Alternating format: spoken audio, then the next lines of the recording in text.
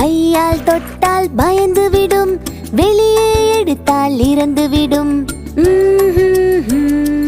அப்புறம் தண்ணீரில் விட்டால் நீந்தி விடும், தண்ணீரில் விட்டால் நீந்தி விடும்.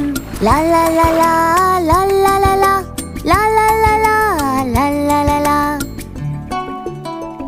அதோ பாரு, இன்னும் இதோ பாரு, எத்தனை பல வண்ணங்களில் மீன்கள்.